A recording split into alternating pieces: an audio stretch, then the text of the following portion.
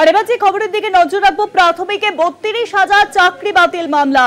এই সওয়াল একক বেঞ্চে করেননি কেন? প্রশ্ন বিচারপতির। আদালত যদি মনে করে দুর্নীতি হয়েছে তাহলে আদালত উপযুক্ত নির্দেশিকা জারি করতে পারে।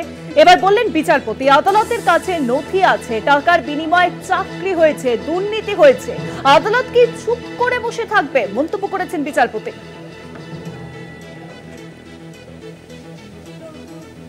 আর বিষয়ে আরো জানবো, এখন নিউজরুমের সঙ্গে রয়েছেন আমাদের প্রতিনিধি পীযূষ কান্তিনাগ। পীযূষ দা, ঠিক কি জানানো হয়েছে কলকাতা হাইকোর্টের তরফ থেকে?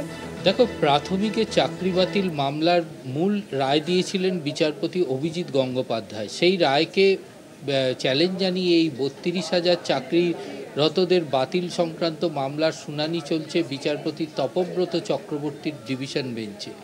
এই বেঞ্চে আজকে শুনানি চলাকালীন চাকরিহারাদের পক্ষ থেকে আইনজীবী অনিন্দ্য মিত্র যখন আদালতের কাছে দাবি করেন যে তাদের বক্তব্য না শুনে, তাদের বিষয়টি না বুঝেই কিন্তু আদালত এই ধরনের রায় দিয়েছেন, এরপরেই বিচারপতি তপব্রত চক্রবর্তী প্রশ্ন তোলেন যে তাহলে যখন এই মামলা চলছিল তাহলে আপনাদের ভূমিকা কী ছিল।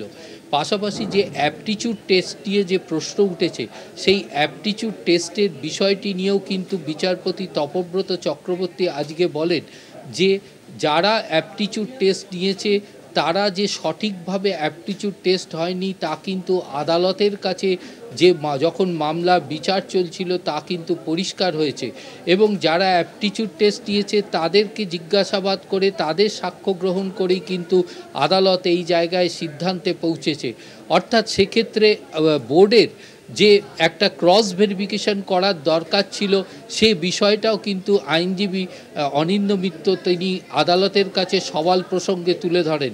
তবে আদালত আজকে পরিষ্কারভাবে জানিয়েছে যে যদি আদালতের কাছে এখনও পর্যন্ত যে সমস্ত তথ্য প্রমাণ এসে পৌঁছেছে তাতে দেখা যাচ্ছে দুর্নীতি হয়েছে, তাতে দেখা যাচ্ছে টাকার বিনিময়ে চাকরি হয়েছে, অর্থাৎ এই রকম নথি এবং যে তথ্য যদি আদালতের কাছে এসে পৌঁছয় তাহলে কি আদালত চুপ করে বসে থাকবে? আদালত কোনো ব্যবস্থা গ্রহণ করবে না?